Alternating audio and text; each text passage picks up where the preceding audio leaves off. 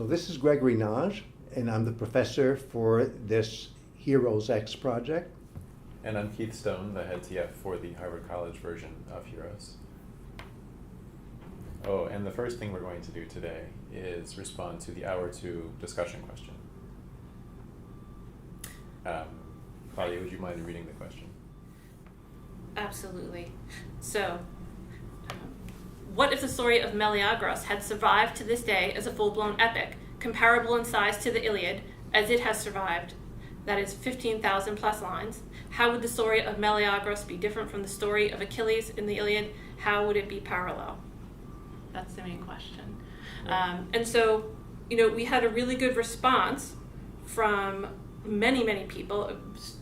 Participants are very engaged in the discussion questions, and we're so excited about that. But we're particularly interested in responding to the question, the response from Lisa Labonde, right, who talks about that there are two different situations in terms of the mothers involved in these parallels. We were hoping you could talk a bit about that. Yes, I enjoyed that observation as we were reading the responses. Of course, Thetis is an immortal goddess. So there's the situation for the mother of Achilles. In the case of the mother of Meleagros, she is not a goddess, but she has very interesting characteristics. Even her name means the one who heals, the one who cures. And you're saying, well, she's certainly not healing Meleagros. In fact, it's just the opposite. She's cursing him. Before I go on, Keith, do you have thoughts? Yeah, I know this is jumping ahead a little bit, but I'm thinking about this dual role of Meleagros' mother as a healer and as one who curses. And she's a perfect epitome of what the Furies are. Yes. Which we'll talk about much later. Yes. But this healing force, this malevolent force, depending on how you approach them. I like the way you said that, because she, of course, also conjures a fury, but it's not clear whether she has anything to do with that fury. But I think the way you put it should start people thinking about whether there is a connection. And we'll certainly get into that when we read the Agamemnon of Aeschylus. Okay, so here's the next question. It's titled Unquenchable Fame, and it's posed by Jim BX. His question is, as Menelaus tells his tale to Telemachus, and this is in the Odyssey 4, Menelaus says that he heaped up a mound, a cenotaph, for his dead brother, in asbeston kleos, that his kleos might be unquenchable, to gloss the Greek. I wonder if there is a distinction between unquenchable and unwilting glory. As I understand it, asbeston is a negative of extinguishing flames or fire. The verb is spendumi, by water, for example. Are these two metaphors somehow related or even interchangeable?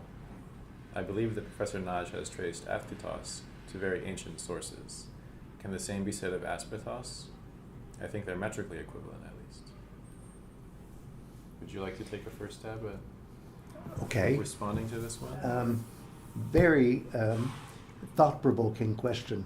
I really like where you're going with this question. They're not metrically equivalent, so but that doesn't hurt your argument. In fact, when things are not metrically equivalent, that means that maybe asbeston in some situations can cover the same range of meanings as apthiton in other situations, so no problem. Asbeston is unquenchable, and I'm having trouble with that word because I never use the word quench in English except maybe when I say quench the thirst. Spendumi, which is what is being translated by quench here, is to put out fire any way imaginable. It could be throwing a coat on it. It could be spreading sand over it. It does not require water. And you yourself say one of the ways to put out fire is by water. But if we go down that path, then we lose the connection, I think, with the phi of apthiton. The basic idea, and I think this basic idea is a very old idea, is that whatever is described by these two words, it has to do with an unfailing supply of cosmic flow, whether that flow is liquid or whether it's it can be ignited, whatever, but it's the idea of unlimited cosmic flow, which can be water, it can be fire, but it can be the energizing fluid that keeps plants alive.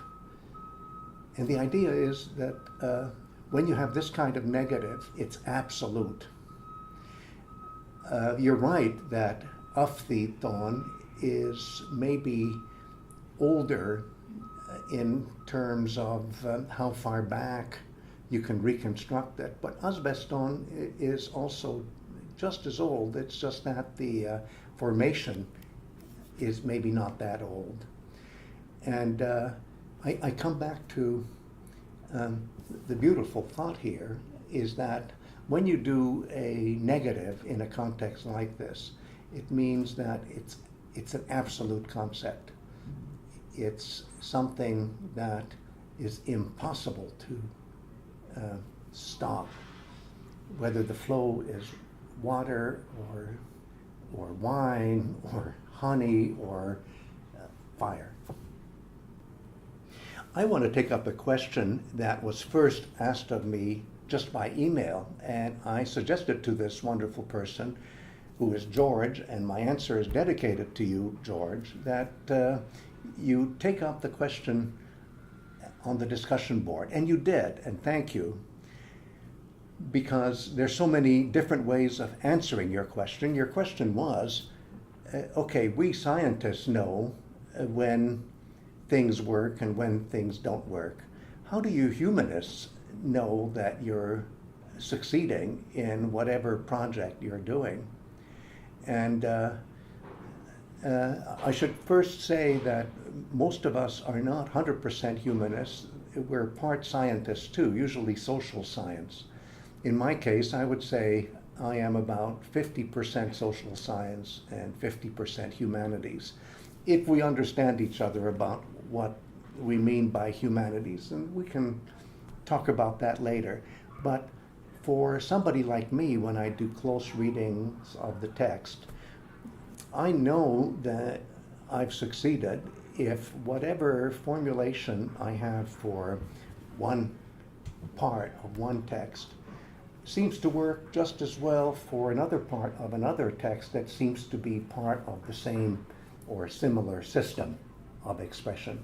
So if I find something in Homeric poetry, and then I find something in the Songs of Sappho, and those two sets, which are independent of each other, and simply have inherited ways of self-expression, if those two things match, then I know I must have come up with the right analysis. I hate to say right or wrong, but in the humanities, right or wrong depends on whether a solution works or doesn't work. And I think you scientists are in the same boat about that. If something doesn't work yet, then the formula is maybe not quite right. But the other thing is,